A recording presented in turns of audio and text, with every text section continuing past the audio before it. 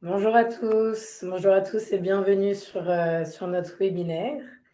On va attendre voilà, quelques instants que tous les inscrits puissent se connecter.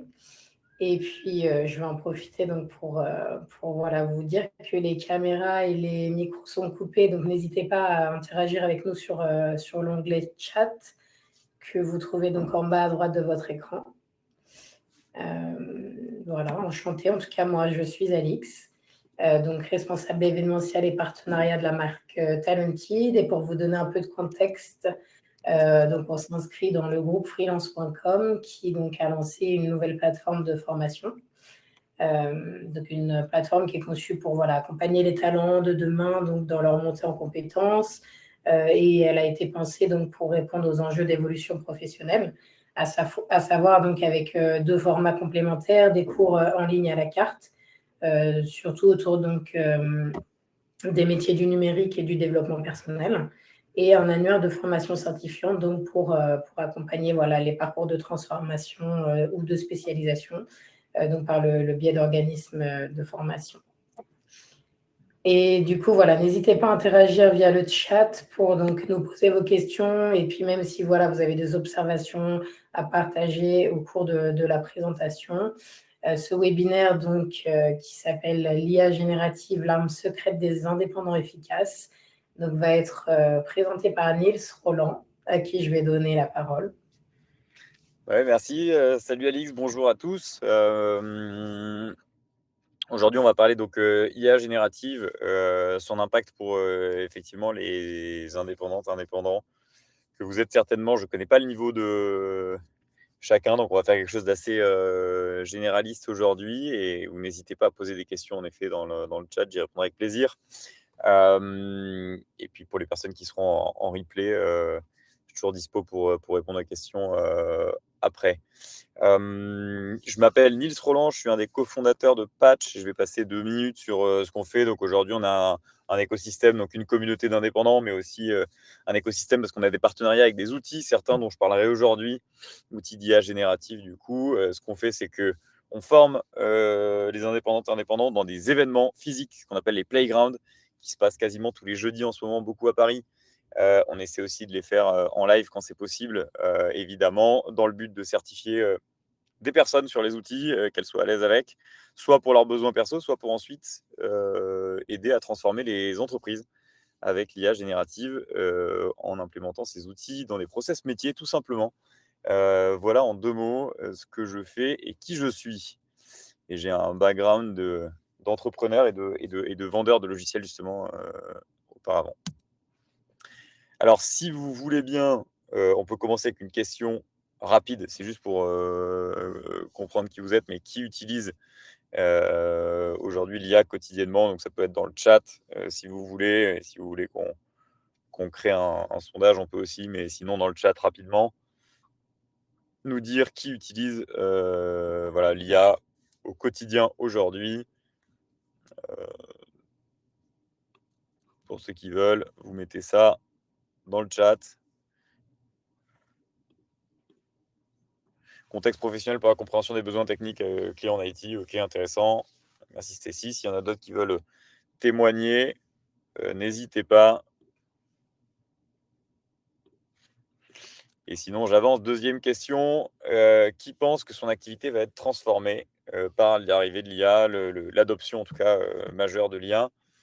Vos métiers, donc métiers / activité va être transformée partiellement ou pleinement. Pareil, hein, si vous voulez écrire dans le chat, vous pouvez. Soyez pas timide.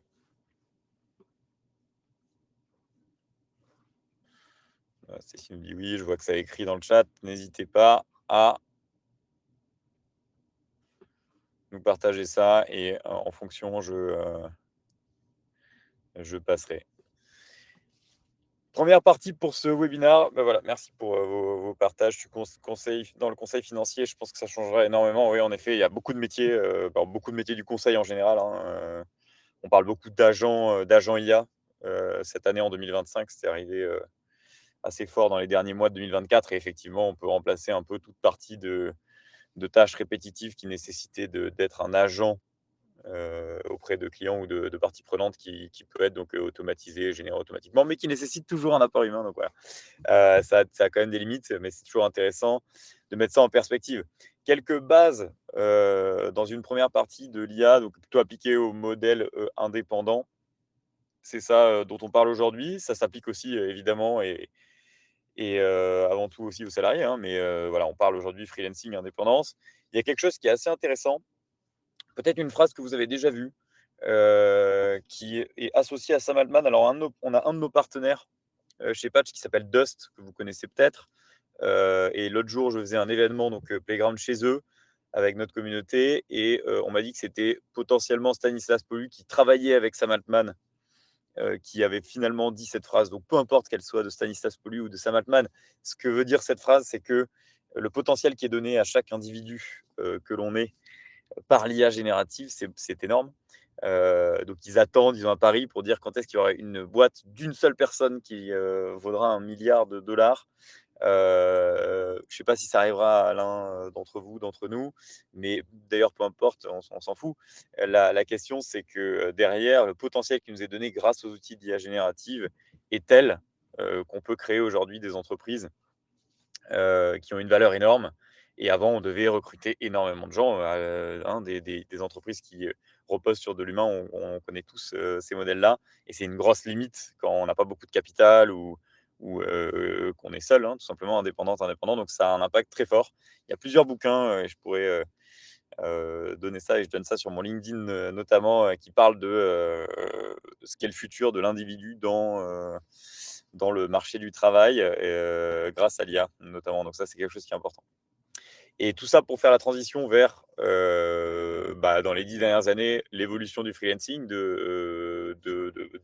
monde et de l'écosystème des indépendants, qui en fait vient nourrir cette révolution IA pour une raison très simple, c'est que quand 50% des employés, et encore je suis gentil sur 50% des employés, mais c'est un chiffre qui est réel et donc je le communique, utilise l'IA. Ça va être une IA, soit un Gemini, soit un chat GPT qui a été internalisé, etc. Donc sécurisé, donc capé par l'IT des entreprises.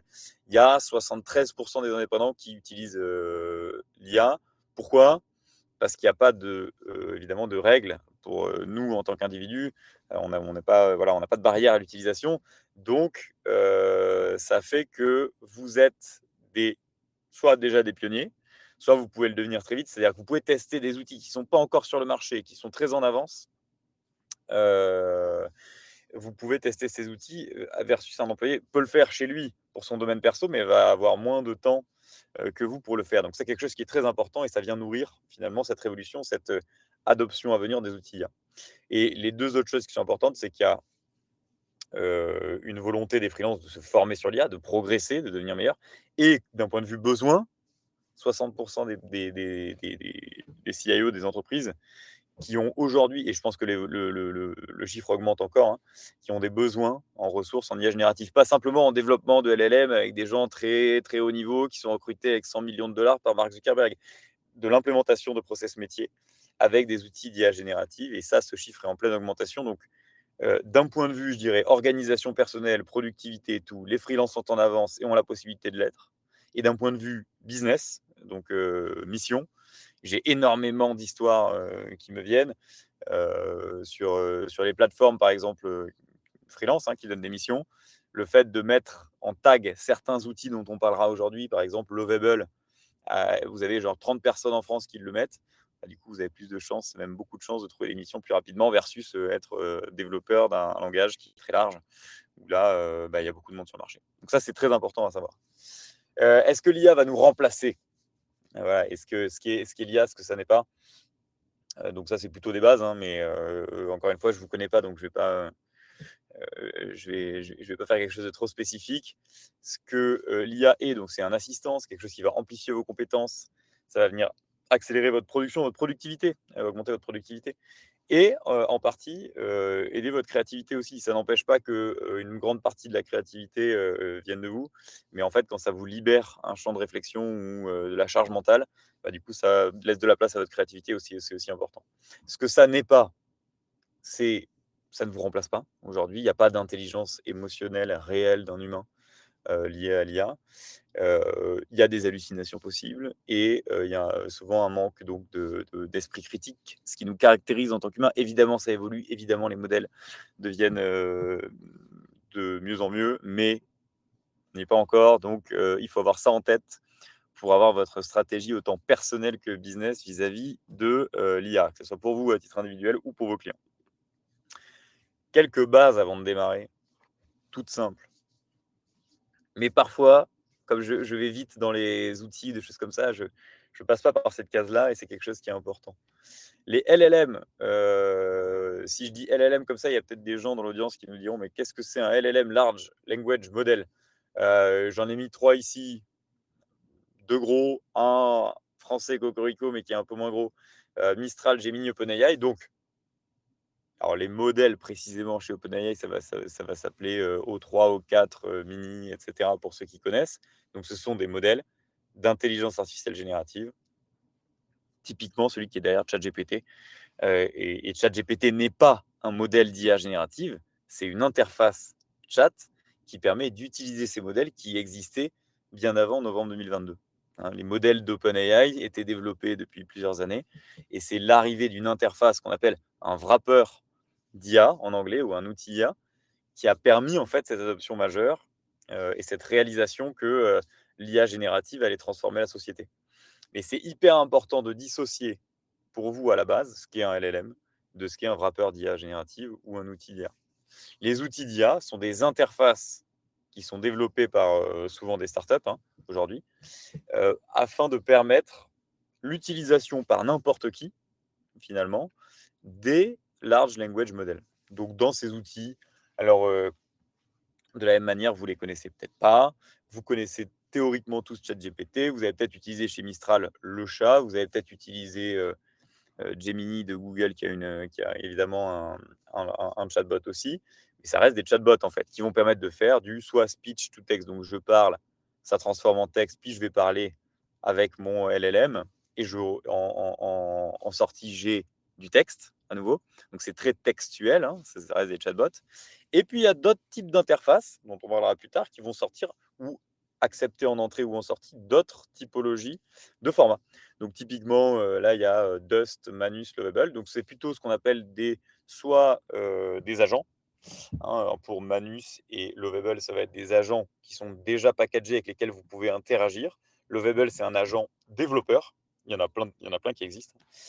Vous écrivez, je veux créer une application de rencontre professionnelle comme LinkedIn spécialisée dans mon domaine. Et l'agent développeur Lovable va faire le boulot. Un boulot de développeur. Pas un boulot parfait, mais en tout cas, c'est ça qui va se passer. Manus va être un agent conversationnel aussi. Donc, vous rentrez du texte, mais qui en sortie est généraliste. Donc, il y a plein de choses possibles. Il peut faire du code, comme je viens de dire avec Lovable, mais il peut aussi vous sortir des slides. Il peut vous sortir plusieurs types de choses, des sites internet, créer une étude de marché pour vous. La spécificité d'un Manus, par exemple, qui est intéressante, c'est qu'il va ouvrir un ordinateur dans son interface et il va visiter le web pour vous, comme le ferait quelqu'un à qui vous donnerez une mission.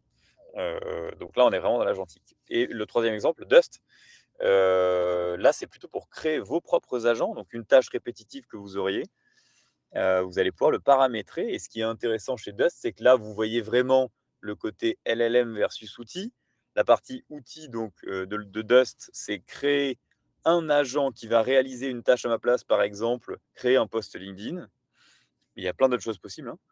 Vous allez paramétrer un agent à l'intérieur de Dust pour qu'il crée pour vous, à chaque fois que vous le demandez, un post LinkedIn sur une thématique. Et avant, il aurait pu, par exemple, aller faire une veille marché. Et vous pouvez choisir le modèle dans Dust. Est-ce que vous voulez utiliser Mistral? Est-ce que vous voulez utiliser Gemini? Est-ce que vous voulez utiliser OpenAI, etc.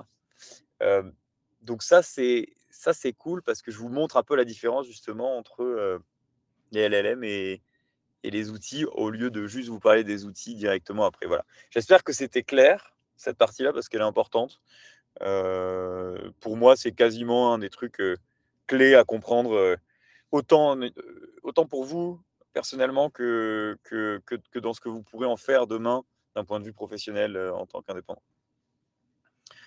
Voilà, alors maintenant, on va parler d'outils, quelques outils importants et en partant de l'usage. À quoi ça sert aujourd'hui l'IA générative? On a parlé pas mal de chatbots, donc de tout ce qui est textuel. Et moi, je pourrais parler de mes cas d'usage perso, hein, parce que je suis donc, fondateur d'une boîte, mais je suis aussi indépendant du coup. Rédiger des contenus percutants. Moi, j'ai passé pas mal de temps là dans les 3 derniers mois à faire beaucoup de prospection, de toutes sortes, notamment aussi à l'étranger. Donc vos emails de prospection, en mettant, des screenshots, des profils LinkedIn, du contenu textuel que vous avez, soit de votre CRM et cetera.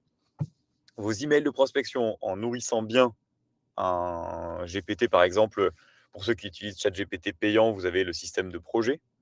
Vous pouvez évidemment créer des GPT personnalisés, mais vous avez un système de projet dans lequel vous allez pouvoir intégrer pas mal de data sur un dossier spécifiquement. Et moi, je me fais un dossier par client, par exemple, à l'intérieur duquel je mets, voilà, encore une fois, ça peut être des screens de LinkedIn, et cetera. Et je vais avoir des emails de prospection qui sont d'une qualité. Alors peut-être que j'étais un commercial vraiment nul avant, mais je trouve que je suis un commercial bien meilleur maintenant. Donc tout ce qui est email de prospection, post pour les réseaux sociaux. Bon, post pour les réseaux sociaux, attention, si vous donnez juste à ChatGPT, par exemple, vous donnez un prompt, aussi bon soit-il, ok, pour faire un post LinkedIn et vous vous dites c'est comme ça que je vais avoir le reach maximum et un super post, ça ne marche pas. Il n'y a pas trop de mystère. En revanche, on vient de parler de Bust avant. Si vous donnez de la data, votre manière de vous exprimer, des exemples de post qui marchent, etc., à un agent Dust, par exemple, ou à un GPT personnalisé, bah, vous allez réussir à faire quand même des posts et des accroches qui sont intéressantes. Ça nécessite plus de travail en amont, mais si c'est par exemple dans un système d'agent Dust qui est réutilisé derrière, ça vaut le coup. Et puis si vous vous baladez dans ChatGPT sur les GPT en haut à gauche, là, il y a déjà des gens qui ont travaillé un peu sur ces sujets-là. Donc je vous invite plutôt à faire ça que de juste utiliser l'interface textuelle de ChatGPT pour avoir un post LinkedIn. Ça marche pas en général ou très peu. Même chose pour les pitch clients, offre commerciale en général, etc. Tout le textuel en général, le contenu, c'est super intéressant. Deuxième usage pour les indépendants, c'est la partie structuration d'idées. Donc, peu importe ce que vous faites, hein, si vous prévoyez votre Q3, Q4 2025, toute la partie brainstorming, mind mapping, etc., ça marche ultra bien.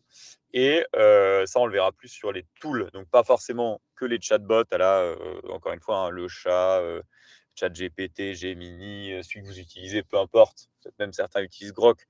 Peu importe, en tout cas, ça marche bien. Sur la partie automatisation de la mine, c'est plutôt des outils, on verra après, qui nécessitent du coup un orchestrateur et des outils un peu intermédiaires. Vous n'allez pas pouvoir juste avec ChatGPT automatiser vos relances, vos prises de rendez-vous et tout. Mais la brique, encore une fois, de LLM qui vient dans une automatisation change tout. Puisque si vous envoyez un pauvre mail automatique à tout le monde qui est le même, ça va se ressentir, versus un email bien senti avec un modèle d'intelligence artificielle générative derrière, va être lu différemment et vous aurez plus de réponses, plus de satisfaction client. Quelques outils de base donc à tester dès aujourd'hui si vous ne le faites pas déjà. Il n'y a aucune notion dans cette présentation d'exhaustivité. Je suis bien placé pour le savoir parce que je fais de la veille d'outils IA tous les jours. Donc, c'est pas ma liste exhaustive. Et voilà, c'est juste pour vous donner quelques idées pour ceux qui démarrent. ChatGPT, Claude, j'ai parlé un peu en Mistral. Donc ça, c'est plutôt les chatbots là dont je parle. D'accord, de Mistral, de ChatGPT, de Claude. Donc Claude étant le chatbot d'Anthropic, qui est Anthropic, et le lab qui fait les modèles Claude Sonnet 3, 4.0, etc. Donc ça, c'est toutes les interfaces textuelles pour la création de contenu, j'ai dit avant. Et on n'a pas parlé dans la slide d'avant sur la création de contenu de Perplexity, que certains d'entre vous doivent connaître. Perplexity, interface similaire à ChatGPT, qui va venir vous nourrir un peu différemment des sources qu'elle utilise, puisque souvent le textuel dans ChatGPT va être plutôt une réponse textuelle, sans les sources, alors que Perplexity va venir vraiment normer les choses, un peu comme une étude de marché qui serait bien réalisée, avec les sources et les liens vers les sources. Donc ça, c'est très intéressant. Si vous n'utilisez pas Perplexity, vous ne l'avez jamais testé, à tester absolument, autant pour la partie enrichissement de lead pour votre prospection, que étude de marché, que compréhension du monde en général. Je trouve que c'est vraiment mieux que Google à titre perso. Dans la partie organisation, certains d'entre vous utilisent peut-être déjà Notion, qui a une grosse brique d'IA, qui n'est pas forcément testée quand on est ancien utilisateur de Notion, puisque ce n'était pas une entreprise qui est née avec l'IA générative, contrairement à d'autres, mais qui est très intéressante. Todoist, plutôt pour vos to-do, mais qui s'imbrique avec d'autres outils, c'est-à-dire qu'est-ce que j'ai besoin de faire cette semaine, et ensuite ça, je vais plutôt le mettre dans une automatisation pour que ça me serve, parce que ce n'est pas Todoist qui va tout faire tout seul, encore une fois. Et pareil, Phasm, il y en a plein d'autres. Phasm, c'est un note-taker. Donc, je ne sais pas si certains d'entre vous dans le call utilisent les note-takers. Qu'est-ce que c'est? C'est un petit agent que vous invitez sur vos calls clients, sur vos réunions, avec un système de consentement, je précise, qui voilà, autorise ou pas d'enregistrer le call. Mais ça va faire en fait en sortie un enregistrement de ce que vous avez dit et de ce que les personnes dans la réunion ont dit. Et cet enregistrement, il est transformable souvent à l'intérieur de l'outil. C'est le but en transcript écrit. Donc vous avez un énorme texte. Et là, vous me voyez arriver. Un transcript d'un call, ça se met dans ChatGPT. Je dis ChatGPT parce que moi, je suis utilisateur de ChatGPT, je suis utilisateur de Claude aussi, mais ça se met dans des chatbots de LLM et ça va pouvoir vous faire plusieurs choses. Ça peut être utilisé pour enrichir votre CRM, ça peut être utilisé pour créer votre mail de follow-up, ça peut être utilisé pour plein de choses, pour organiser en fait votre to-do suite à une réunion. Donc ça, il y en a plein, hein. Voilà, TLDR, Clap, je vais les oublier là comme ça, mais même, je crois que Teams a intégré un outil maintenant de note taker. Voilà, moi j'utilise Phasm, donc je le mets. Mais je n'ai pas de part chez eux, donc vous utilisez ce que vous voulez. Puis de toute façon, il y a des versions gratuites. Mais ça, c'est vraiment, pour moi, c'est la base de la base des note takers. Ça se met aussi plutôt dans des automatisations derrière, mais c'est la base. Ensuite, sur la partie design, on est tous plus ou moins amenés à en faire à un moment donné. Ça peut être juste pour créer une presse, voilà, des slides, etc. Mais c'est quelque chose d'important. Canva, qui n'était pas aussi une boîte qui est née à l'ère de l'IA générative, mais avant, mais elle a bien intégré. Donc, vous avez dans Canva Pro des générateurs d'images qui sont assez puissants et d'autres fonctionnalités liées à l'IA qui vont vous permettre d'avoir quand même du design de toutes sortes, donc réseaux sociaux, slides, vous pouvez créer vos slides pour ceux qui ne le font pas sur Canva, qui sont de très bon niveau. On reste vraiment sur, là, par contre, la partie visuelle et il n'y a aucune aide textuelle dans la réalisation de vos visuels sur Canva. Mais c'est aujourd'hui, évidemment, un outil qui est ultra puissant et puis qui est surtout très démocratisé. Donc, je pense que vous l'avez tous déjà utilisé et si ce n'est pas le cas, évidemment, foncez. Le deuxième outil dont je parle ici, c'est Midjourney. Mais il y en a plein maintenant, hein. On parlera juste après des derniers modèles de Google visuels. Mais Midjourney, c'était les premiers à faire de la génération d'images sur la base d'un modèle d'IA générative, donc LLM. C'est bien de le connaître. Aujourd'hui, il y a beaucoup de modèles qui font soit de la vidéo, soit de l'image à partir des LLM et ça devient de plus en plus puissant. Voilà, donc encore une fois, il n'y a pas d'exhaustivité, mais au moins vous avez les grands éléments en tête. Troisième outil que je mentionne ici, Gamma, GA2MA. Gamma, ça permet de créer des slides. Alors, avec plusieurs entrées possibles. Ça peut être du texte. Vous pouvez envoyer un brief que vous avez créé sur ChatGPT. Ça peut être une ancienne presse que vous avez. Ça peut être un PDF. Ça peut être plein de choses que vous donnez à Gamma en entrée, que vous allez personnaliser parce que c'est un système de cartes. Ça va découper votre contenu initial en cartes. Et ces mêmes cartes, c'est des slides en fait, hein, dans notre version ancienne de PowerPoint, etc. Ce que fait Gamma, c'est à la fois structurer vos idées. Donc, vous lui envoyez un texte horrible, extrêmement dense, en disant voilà, je veux faire des slides sur ce texte. Soit vous l'avez formaté avant avec ChatGPT, voilà, soit vous l'avez en dense. Et lui va venir traiter, découper votre contenu et l'orchestrer à la fois textuellement, mais aussi visuellement. Donc là, c'est voilà, un peu un agent créateur de slides, hein, Gamma.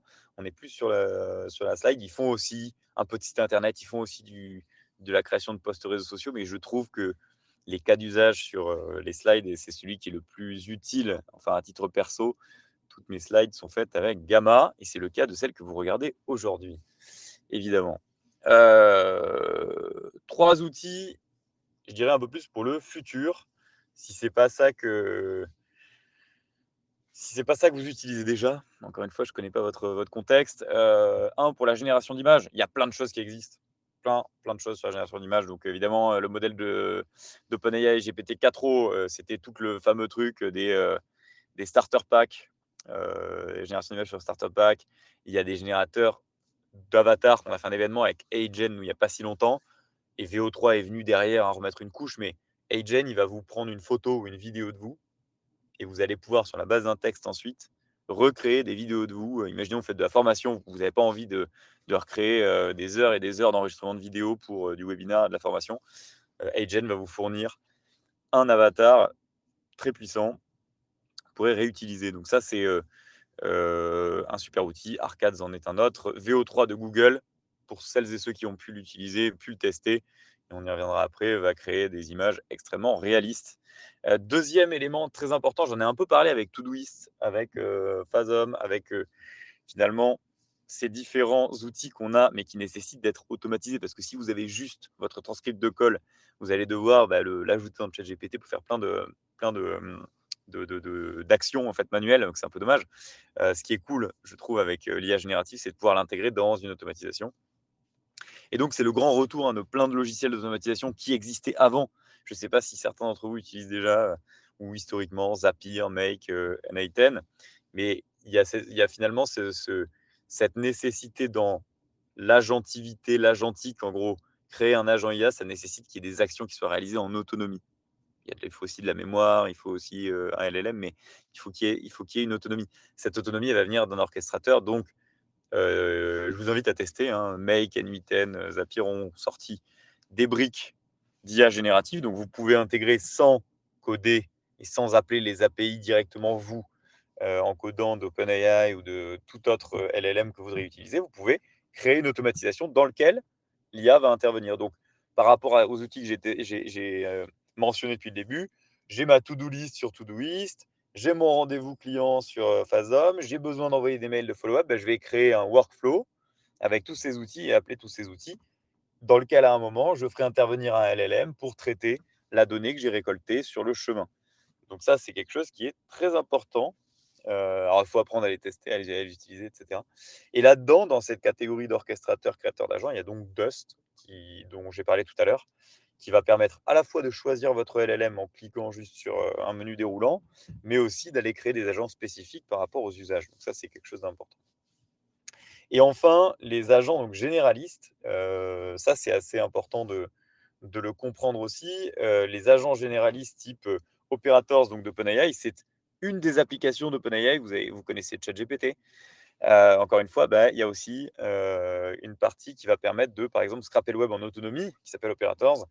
Manus, dont j'ai parlé tout à l'heure, qui est un agent IA généraliste aussi, sur la base d'une interface textuelle, vous allez avoir en sortie des slides, des sites internet, voilà, ils sont en autonomie. De la même manière, GenSpark fait la même chose. Et une boîte française qui s'appelle H, qui a mis du temps à sortir son produit, mais c'est live, il faut utiliser, qui s'appelle RunnerH, et qui fait aussi ce type d'opération, c'est-à-dire, je vous demande une étude de marché sur le marché de l'automobile électrique en Europe. Bon, à un de ces 4 agents IA généralistes, vous leur demandez ça, il ne va pas juste vous sortir une réponse textuelle sur la base de sa base de données Internet depuis 2012.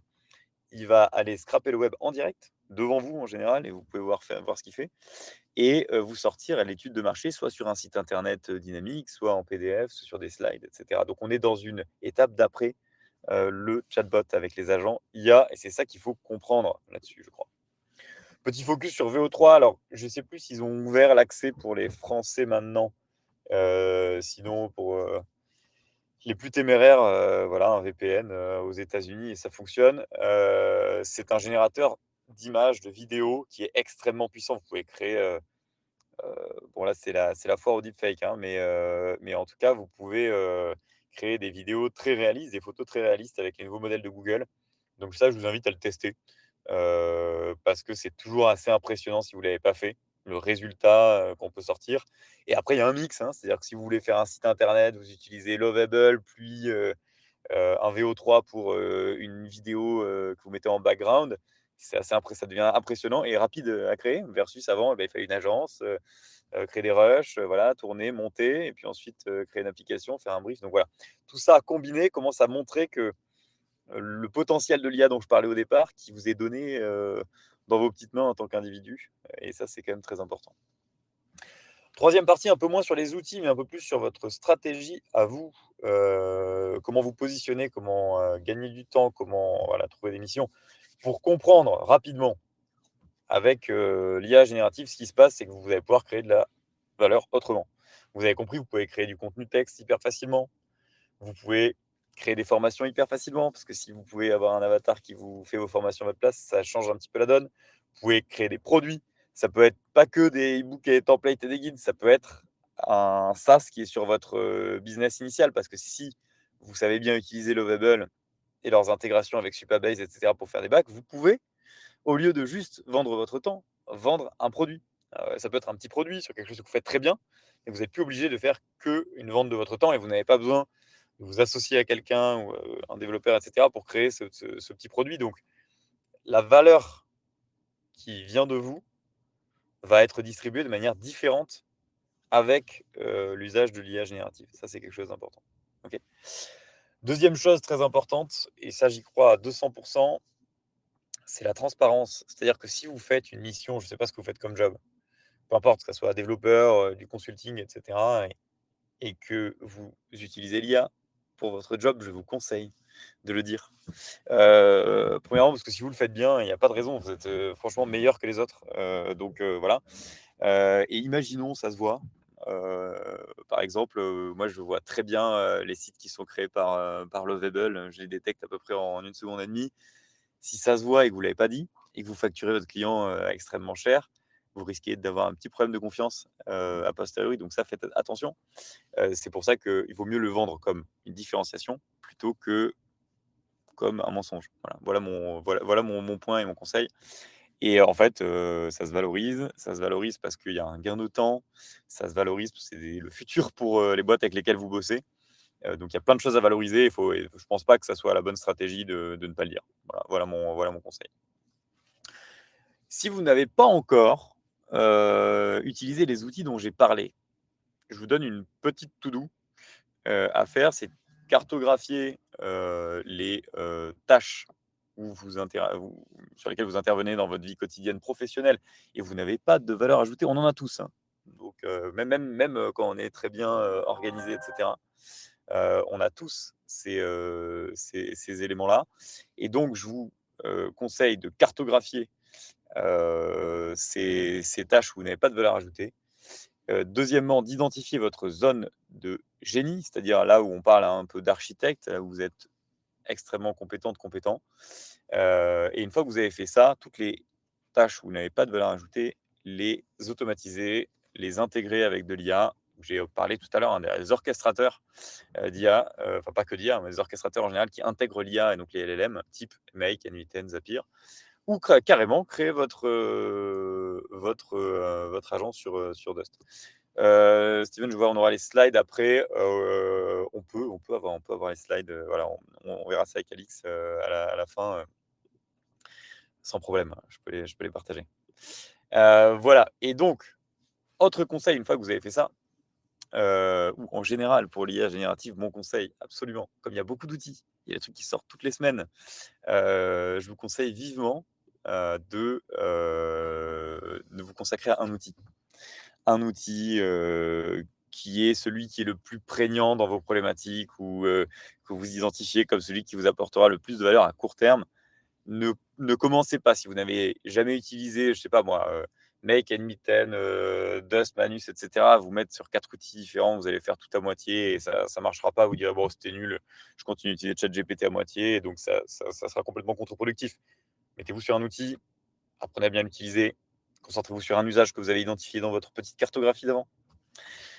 Et mettez-vous au moins une semaine, si ce n'est un mois. Mon conseil, vraiment, c'est un mois. Mais bon, si vous avez déjà une semaine sur un outil, déjà, vous allez vraiment faire quelque chose. Nous, on a ce truc avec Patch, les événements, les playgrounds qu'on fait. Ce qui marche, en fait, pourquoi les gens aiment quand ils partent de nos événements, parce qu'en fait, ils ont créé un truc. Donc, on a un partage de quelqu'un qui utilise déjà l'outil, qui explique comment ça marche, etc. Mais il y a un challenge où les gens, sur leurs ordi, vont venir créer, en fait, leur leur propre produit ou leur propre agent ou leur propre automatisation. Donc quand vous repartez, bon, vous avez résolu un problème, c'est quand même pas mal, mais vous avez vraiment mis les mains dans le cambouis. Et ça, c'est vraiment mon conseil absolu. Et si vous n'avez pas le faire tout seul, venez à nos événements, on vous accueillera avec plaisir. Et ça fait le lien avec ce que je veux vous conseiller aussi. Allez aux événements. Il y a énormément d'événements. L'écosystème de l'IA générative, en général dans le monde, est évidemment en ébullition, mais en France aussi, dans toutes les villes, hein, d'ailleurs. Voilà, moi, je suis à Paris. À Paris, il y a beaucoup de choses qui se passent. Je ne sais pas où vous êtes. Si c'est à Paris, bah, alors là, pour le coup, vous n'avez pas d'excuses parce qu'il y en a tous les soirs, plusieurs. Et dans d'autres villes, il y en a aussi. On en voit tous les jours. Nous, on n'organise pas encore des événements hors Paris, mais ça va pas tarder. Voilà, rejoignez des groupes WhatsApp, des Slack, des Discord, etc. Allez à des événements, parlez avec des gens qui sont comme vous, qui ont des problématiques, qui découvrent des outils. C'est en pleine ébullition et c'est plein d'opportunités. Donc ça, c'est un gros conseil. Plateforme habituelle, Meetup, Eventbrite. Plateforme nouvelle, Luma, où il y a beaucoup de choses qui se passent sur la tech et l'IA générative, donc à suivre. Et donc, je fais un petit focus sur Luma parce que plateforme nouvelle et parce que beaucoup d'événements sur l'IA générative. Vous avez donc sur le site de Luma une section AI et ensuite qui, par votre géographie, va vous donner les événements à venir à côté de vous, tout simplement. L'interface est parfaite. Les gens qui traînent et qui organisent l'événement sont de qualité. Donc ça, c'est mon conseil. Luma à fond. Et c'est là aussi où on met nos événements. À quoi ça sert de d'aller à des événements IA? Tout le monde n'est pas à l'aise avec le fait d'aller à des événements, rencontrer des experts du secteur. En ce moment, il y a des gens qui traînent dans les événements. Là, cette semaine, ceux qui suivent vraiment l'IA générative, vous savez qu'il y a un événement qui s'appelle Raise. C'était hier où j'étais. Et aujourd'hui, où je ne peux pas aller parce que je blablate sur mon ordi actuellement et que j'ai plein de rendez-vous. Mais vous avez la possibilité de rencontrer des personnes. Le fondateur de Lovable était là hier. Qui sont des gens qui sont des pionniers, qui sont les futurs big tech de notre monde, hein, et qui sont là, à portée de main. Pour vous, c'est super intéressant. Deuxièmement, vous allez vous former parce qu'il y a beaucoup d'événements qui permettent de comprendre ce que je suis en train d'expliquer là, d'aller plus loin, de mettre les mains dans les outils. Et évidemment, vous pourrez partager avec des gens qui sont comme vous. Et la finalité, pour tous, c'est de trouver du business. Et il se trouve qu'en ce moment, il y a plein de gens qui cherchent gens, entreprises et aussi fondateurs, qui cherchent à intégrer l'IA générative dans leurs process ou dans leurs produits. Et donc, ça grouille de demandes. Donc, les événements sont aussi un vecteur de trouver du business. Petit focus sur la partie networking, justement. Vous avez plein de choses à améliorer, que ce soit votre personal branding, que ce soit votre communication, que ce soit votre création de contenu, etc., que vous pouvez améliorer avec l'IA générative et que vous ne faisiez peut-être pas avant parce que c'est extrêmement chronophage, et ça l'est pour moi aussi. Mais du coup, je m'en sers et je vous conseille de vous en servir pour augmenter pas que votre networking, mais votre personal branding en général, parce que vous avez la facilité, encore une fois, de créer du contenu si vous le faites bien. Je pense que j'ai dit suffisamment comment le faire bien en début de réunion, en début de webinaire. Donc, si vous le faites bien, vous avez vraiment un boulevard pour augmenter votre création de contenu qui aujourd'hui quand même est un peu la base de la base si vous voulez développer votre business. Voilà, en résumé, rapidement, l'IA pour nous, c'est, je dis freelance, mais tous les indépendants en général, hein, entrepreneurs, indépendants, freelance, consultants, c'est un multiplicateur de force pour le gain de temps, pour l'augmentation de votre expertise, pour le côté influence dont je viens de parler parce que vous pouvez créer du contenu plus facilement et pour développer de nouvelles offres parce que vous n'êtes plus obligé de vendre que votre temps dans ce nouveau contexte. Je vous donne pour terminer mon LinkedIn si vous voulez qu'on se parle et que je vous envoie des trucs où vous voulez lire mes petits contenus sur l'IA générative. Ça, c'est moi perso, Nils Roland sur LinkedIn. Ça, c'est une petite mailing list où on partage sur l'IA avec Patch. Si ça vous intéresse, je le laisse ici. Puis je pense qu'on pourra, si besoin, le mettre dans le chat. Voilà, je vous laisse ça encore 10 secondes. Et maintenant, je vous propose, si vous en avez, de me poser vos questions dans le chat. Voilà, et j'y répondrai avec plaisir. Petite précision, hein, sachant que vous allez recevoir du coup le replay donc à l'issue du webinaire et puis justement les coordonnées. Donc n'hésitez pas après à nous solliciter. Voilà, et n'hésitez pas si vous avez des questions dans le chat.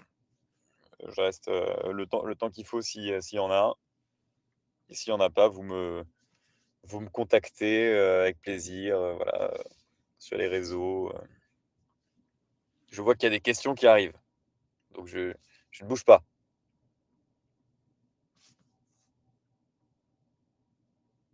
Existe-t-il des formations pour démarrer? Oui, alors il y a plein de manières de se former à l'IA, encore une fois. Il y a des formations qui sont en ligne. Nous, ce qu'on fait, je ne sais pas, Emmanuel, où vous êtes, mais on fait des formations plutôt physiques, encore une fois, où on est dans un événement de 3 heures. Voilà, donc Lyon, je vois. Lyon, on n'en fait pas encore, mais ça va arriver. On met aussi du contenu en ligne. Donc, il y a plusieurs choses qui existent. Et je suis en train de penser qu'en septembre, normalement, on lancera en ligne quelque chose d'intéressant. Donc, vous pouvez regarder. En fait, dans le mail que j'ai mis, la newsletter que j'ai mis, il y aura quelque chose d'assez intéressant pour septembre, en théorie, qui est en ligne, donc qui ne nécessite pas d'être à Paris physiquement. Premier truc. Deuxième truc que je conseille, c'est évidemment toute la partie YouTube, où il y a énormément de contenu. Je ne sais pas ce qu'il y a sur Talented, sur l'IA, Alix, mais il y a certainement des choses qui vont arriver ou qui sont déjà là. Vous pouvez aller voir. Donc, allez checker le contenu qu'il y a sur Talented. Et puis sur les outils que vous allez utiliser. Donc, j'ai parlé de trucs différents là aujourd'hui, Lovable et compagnie. Vous avez toujours une partie de ressources, donc un peu de pas à pas qui vous explique comment utiliser les outils. Et vraiment, mon conseil, vous avez compris aujourd'hui, démarrer juste une formation de base sur l'IA, c'est bien. Démarrer sur un outil, c'est mieux. Donc, allez voir les outils, tester, voilà. Apprendre en faisant, ça marche bien.